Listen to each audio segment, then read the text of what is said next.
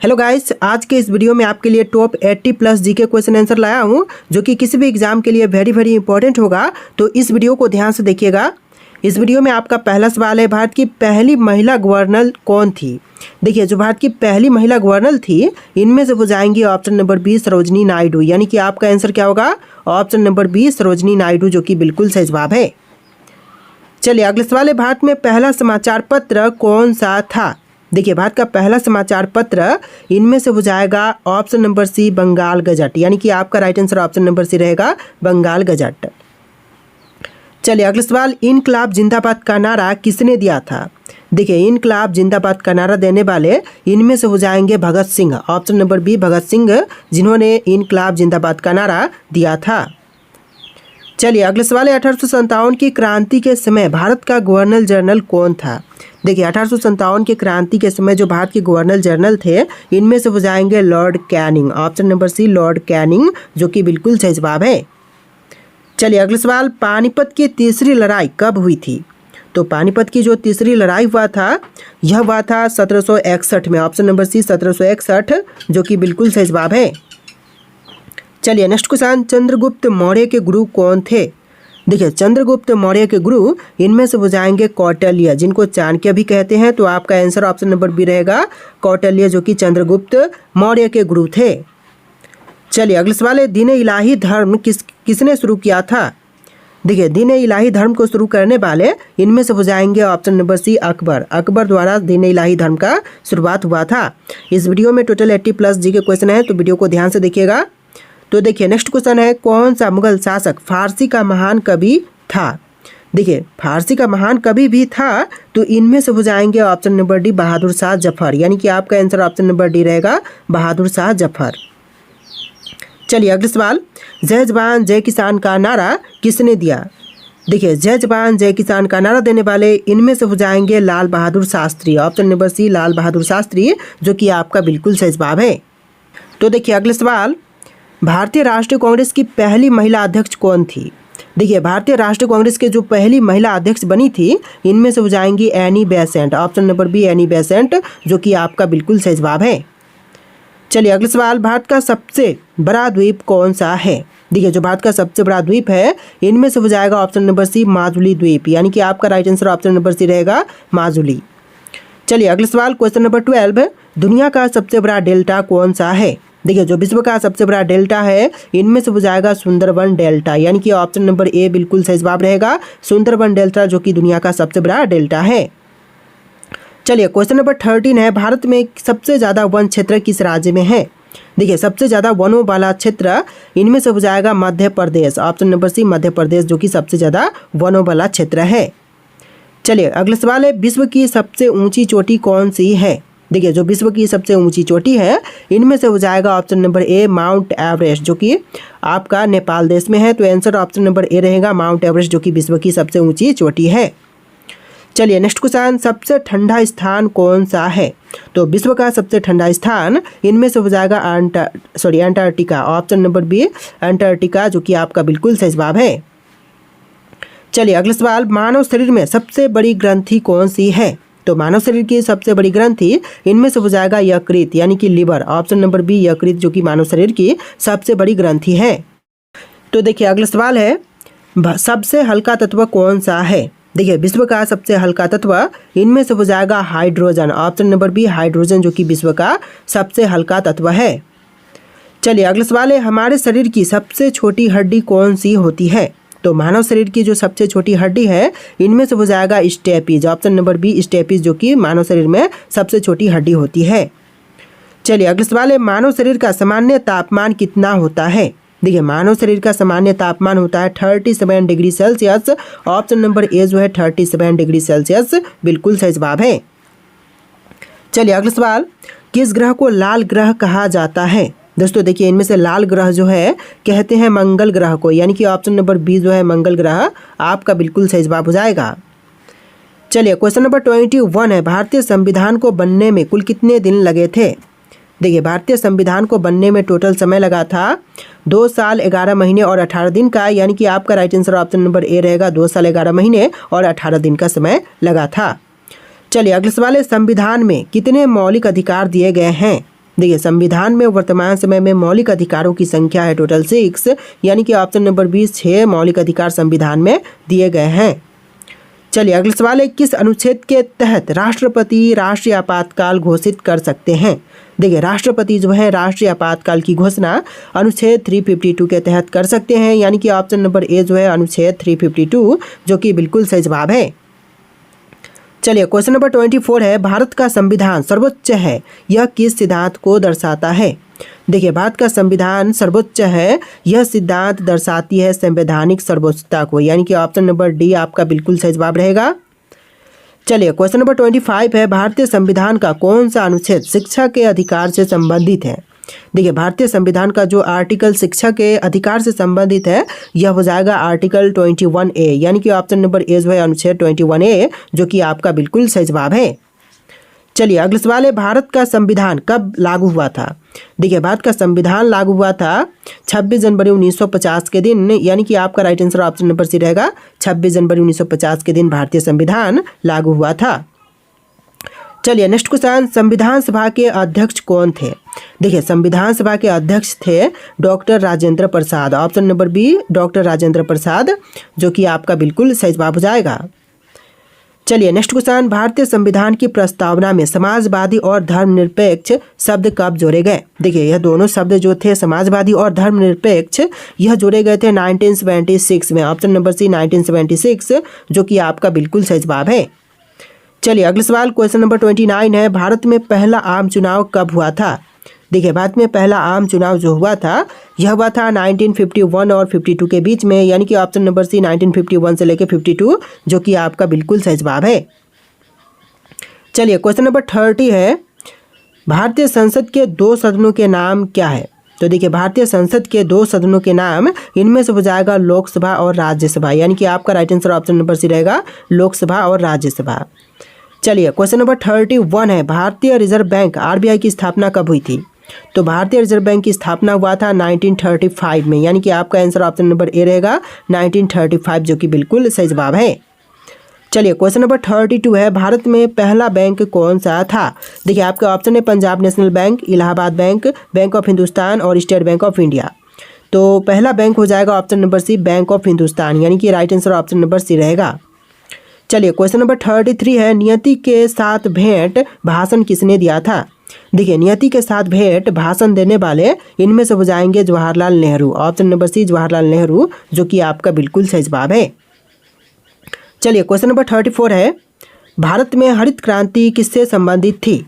देखिए भारत में हरित क्रांति का संबंध हो जाएगा इनमें से कृषि उत्पादन से, यानी कि ऑप्शन नंबर बी जो है कृषि उत्पादन आपका बिल्कुल सही जवाब है। चलिए क्वेश्चन नंबर 35 है, मेक इन इंडिया अभियान किस वर्ष शुरू किया गया था?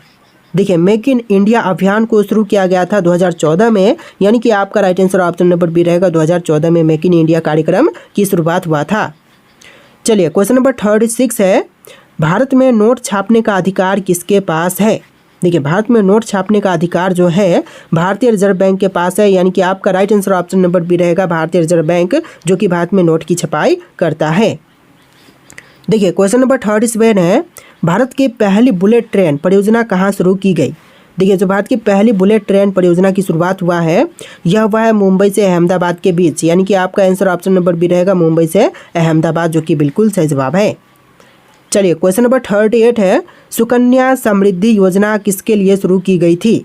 देखिए सुकन्या समृद्धि योजना की शुरुआत जो है किया गया है बालिकाओं के लिए, यानी कि आपका right answer option number C रहेगा बालिकाओं के लिए सुकन्या समृद्धि योजना की शुरुआत की गई है। चलिए क्वेश्चन नंबर 39 है, भारत में मुद्रा बैंक योजना कब शुरू हुई थी? देखिए मुद्रा बैंक योजना की शुरुआत हुआ था 2015 में, यानी कि आपका right answer option number C रहेगा 2015 में मुद्रा बैंक योजना की शुरुआत की गई थी। चलिए अगला सवाल, जीएसटी कब लागू हुआ? दोस्तों जीएसटी जो है लागू हुआ था 1 जुलाई 2017 के दिन, यानी कि ऑप्शन नंबर बी जो है 1 जुलाई 2017 आपका बिल्कुल सही जवाब है। चलिए क्वेश्चन नंबर 41 है, कौन सा ग्रह सूर्य का जुड़वा कहा जाता है? देखिए सौर मंडल का वह ग्रह जो कि सूर्य का जुड़वा कहा जाता है तो इनमें से हो जाएगा Venus, option number D Venus जो कि आपका बिल्कुल सही जवाब है। चलिए नेक्स्ट क्वेश्चन, भारत का पहला उपग्रह कौन सा था? देखिए जो भारत का पहला उपग्रह था इनमें से हो जाएगा Aryabhata, option number C Aryabhata, जो कि आपका बिल्कुल सही जवाब है। चलिए अगला सवाल, सबसे लंबी नदी कौन सी है? देखिए इनमें से सबसे लंबी नदी, यह नदी हो जाएगा नील, ऑप्शन नंबर बी नील नदी, जो कि विश्व की सबसे लंबी नदी है। चलिए अगला सवाल, भारत में सबसे अधिक चाय उत्पादन कहाँ होती है? देखिए भारत में सबसे ज़्यादा चाय का उत्पादन जो है असम राज्य में होती है, तो आपका आंसर ऑप्शन नंबर बी रहेगा, असम राज्य में सबसे अधिक चाय उत्पादन होती है। तो देखिए क्वेश्चन नंबर 45 है, भारत का राष्ट्रीय जलीय जीव कौन सा है? देखिए जो भारत का राष्ट्रीय जलीय जीव है इनमें से हो जाएगा Ganga dolphin, option number C Ganga dolphin, जो कि आपका बिल्कुल सही जवाब है। चलिए अगला सवाल, इलेक्ट्रिक बल्ब का आविष्कार किसने किया था? देखिए इलेक्ट्रिक बल्ब का आविष्कार करने वाले इनमें से हो जाएंगे Thomas Alva Edison, option number A Thomas Alva Edison, जो कि आपका बिल्कुल सही जवाब है। चलिए नेक्स्ट क्वेश्चन, माउंट किलिमंजारो कहाँ पर स्थित है? दोस्तों माउंट किलिमंजारो की बात करें तो यह स्थित है तंजानिया में, यानी कि आपका right answer option number B रहेगा, तंजानिया में माउंट किलिमंजारो स्थित है। चलिए क्वेश्चन नंबर 48 है, चंद्रगुप्त मौर्य के प्रधानमंत्री कौन थे? देखिए चंद्रगुप्त मौर्य के जो प्रधानमंत्री थे इनमें से हो जाएंगे विष्णुगुप्त, जिनको चाणक्य के नाम से भी जानते थे, तो आंसर ऑप्शन नंबर ए रहेगा विष्णुगुप्त, जो कि चंद्रगुप्त मौर्य के प्रधानमंत्री थे। चलिए नेक्स्ट क्वेश्चन, रमन प्रभाव किसके द्वारा खोजा गया था? तो रमन प्रभाव की खोज करने वाले इनमें से हो जाएंगे सर चंद्रशेखर वेंकट रामन, यानी कि आपका आंसर ऑप्शन नंबर ए रहेगा, सर चंद्रशेखर वेंकट रामन।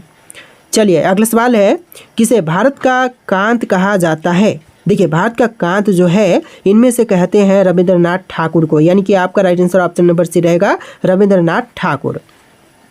चलिए क्वेश्चन नंबर 51 है, किसे भारतीय स्वतंत्रता संग्राम का पहला शहीद माना जाता है? तो भारतीय स्वतंत्रता संग्राम का पहला शहीद इनमें से मानते हैं मंगल पांडे को, यानी कि आपका राइट आंसर ऑप्शन नंबर ए रहेगा, मंगल पांडे। चलिए अगला सवाल है, दूसरे विश्व युद्ध की शुरुआत किस वर्ष हुई थी? तो दूसरे विश्व युद्ध की शुरुआत हुआ था 1939 में, ऑप्शन नंबर ए 1939, जो कि आपका बिल्कुल सही जवाब है।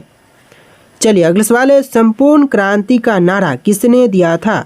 तो संपूर्ण क्रांति का नारा देने वाले इनमें से हो जाएंगे जयप्रकाश नारायण, यानी कि आपका right answer option number B रहेगा, जयप्रकाश नारायण, जो कि बिल्कुल सही जवाब है।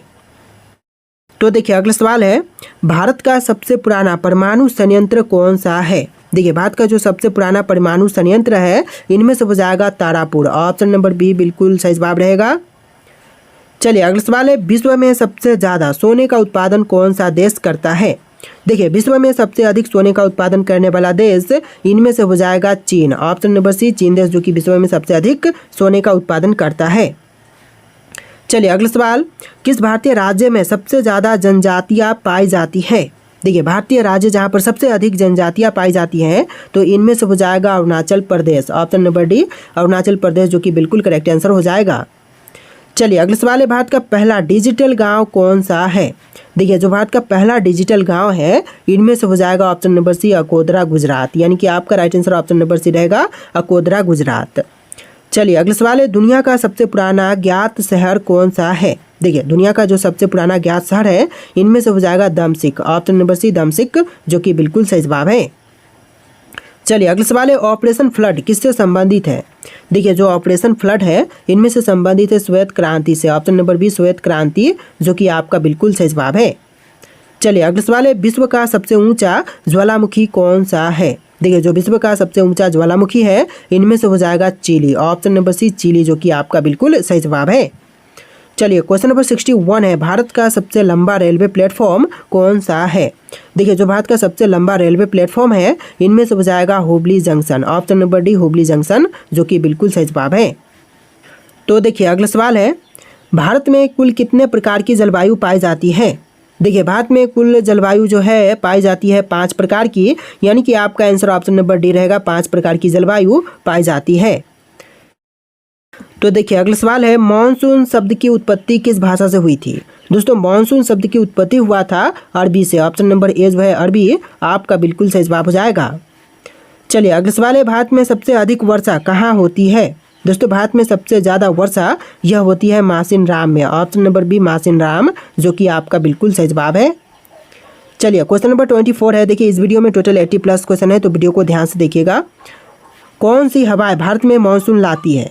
देखिए हवाएं जो कि भारत में मानसून लाती है, इनमें से हो जाएगा व्यापारिक पवन। ऑप्शन नंबर बी व्यापारिक पवन, जो कि आपका बिल्कुल सही जवाब है। चलिए अगला सवाल, कौन सा राज्य चक्रवात से सबसे अधिक प्रभावित होता है?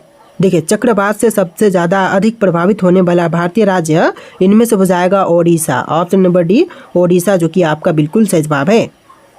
चलिए अगला सवाल है, भारत कितने देशों के साथ अपनी सीमा साझा करता है?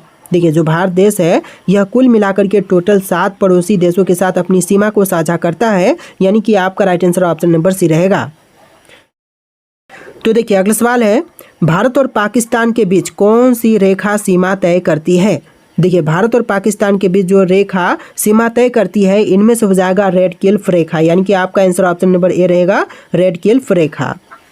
चलिए अगला सवाल है, भारत और चीन के बीच सीमा रेखा क्या कहलाती है? तो भारत और चीन के बीच जो सीमा रेखा है यह हो जाएगा मैकमोहन रेखा। ऑप्शन नंबर बी मैकमोहन रेखा, जो कि आपका बिल्कुल सही जवाब है। चलिए अगला सवाल है, भारत का सबसे छोटा पड़ोसी देश कौन सा है? नेपाल, भूटान, मालदीव या फिर श्रीलंका? तो भारत का सबसे छोटा पड़ोसी देश इनमें से हो जाएगा Maldives. Option number C Maldives, जो कि आपका बिल्कुल सही जवाब है। चलिए अगला सवाल, भारत और बांग्लादेश के बीच सबसे लंबी अंतर्राष्ट्रीय सीमा किस राज्य से लगती है?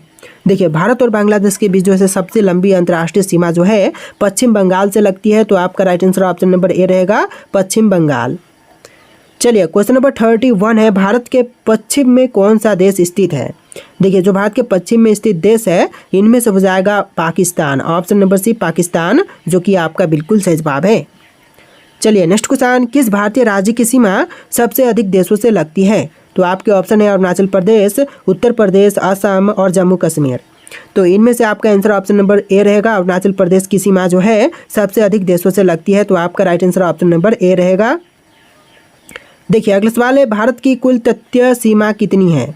तो भारत की जो तटीय सीमा है टोटल हो जाएगा 7516.6 किलोमीटर। ऑप्शन नंबर बी जो है 7516.6 किलोमीटर, बिल्कुल सही जवाब है। चलिए अगला सवाल है, लक्षद्वीप किस समुद्र में स्थित है? तो लक्षद्वीप जो है यह अरब सागर में स्थित है, तो आपका राइट आंसर ऑप्शन नंबर ए रहेगा, अरब सागर में लक्षद्वीप स्थित है। चलिए अगला सवाल है, भारत और श्रीलंका के बीच कौन सी जल संधि है? देखिए भारत और श्रीलंका के बीच जो जल संधि है इनमें से हो जाएगा पाल्क स्ट्रेट। ऑप्शन नंबर ए पाल्क स्ट्रेट, जो कि आपका बिल्कुल सही जवाब हो जाएगा।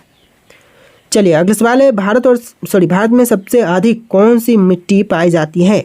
देखिए भारत में सबसे अधिक पाए जाने वाली मिट्टी इनमें से हो जाएगा जलोढ़ मिट्टी। ऑप्शन नंबर ए जलोढ़ मिट्टी, जो कि आपका बिल्कुल सही जवाब है।